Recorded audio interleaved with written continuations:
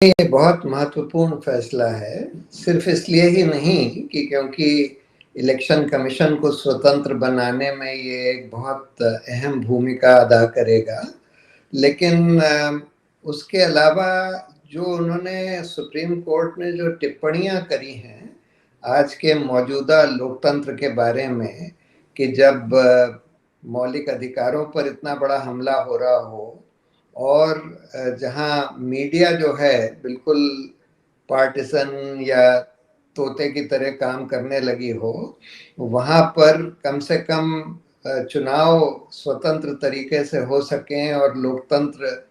कम से कम ईमानदार और स्वतंत्र चुनाव के आधार पर चल सके, ये बहुत अहम है। और इसलिए इलेक्शन कमीशन जिसको दायित्व दिया गया है इलेक्शन कंडक्ट करने का, उसकी स्वतंत्रता बहुत ही ज़रूरी है। सरकार से स्वतंत्रता बहुत ज़रूरी है। जब भी सुप्रीम कोर्ट इस तरह का फैसला देता है, चाहे वो सीबीआई के डायरेक्टर की नियुक्ति के बारे में दिया गया हो, चाहे वो किसी और मुद्दे पर जहां पर एक जिसको कहते हैं कि लेजिस्लेटिव वैक्यूम है, इसमें इन्होंने आधार ये दिया कि संविधान में ये सोचा गया था, माना गया था कि इस पर पार्लियामेंट कोई कानून बनाएगी इलेक्शन कमीशन की नियुक्ति के बारे में, जिसमें एक स्वतंत्र तरीके से नियुक्ति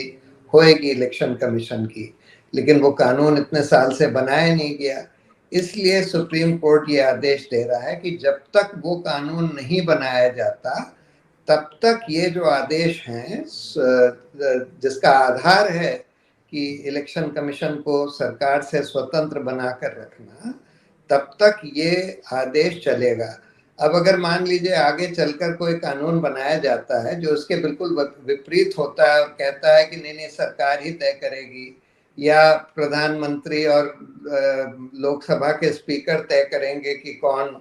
या वाइस प्रेसिडेंट और प्रधानमंत्री तय करेंगे, तो वो कानून बिल्कुल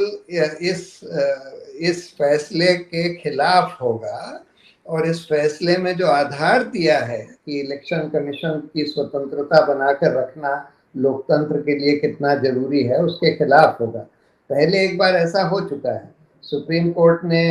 आदेश दिया एसोसिएशन, इसी संस्था एसोसिएशन फॉर डेमोक्रेटिक रिफॉर्म्स जिसकी तरफ से मैं इस केस में अपीयर हुआ था, उन्हीं के केस में आदेश दिया कि भाई जो चुनाव लड़ते हैं लोग, उनको अपने क्रिमिनल बैकग्राउंड और एसेट्स और लायबिलिटीज डिक्लेयर करने पड़ेंगे एक एफिडेविट, हलफनामा देकर। उसको पलटने के लिए एक कानून बनाया गया कि नहीं देने पड़ेंगे। उस कानून को सुप्रीम कोर्ट ने आगे पीयूसीएल के केस में रद्द कर दिया, ये कह के कि भाई जिस आधार पर ये कानून बना था उसके विरुद्ध आप जा रहे हैं तो इसलिए इसको रद्द किया जाता है। तो अगर कोई कानून इसके विरुद्ध बनेगा, मान लीजिए वो ये बनाते हैं कि नहीं अच्छा इसमें 2 और लोग होंगे, 2 और जज हो सकते हैं सीनियर जजेस सुप्रीम कोर्ट के, तब तो ठीक है, कानून वैसा बनाया जा सकता है। लेकिन अगर उस स्वतंत्रता के बिल्कुल विपरीत कानून बनाया जाता है तो वो तो फिर रद्द किया जाएगा।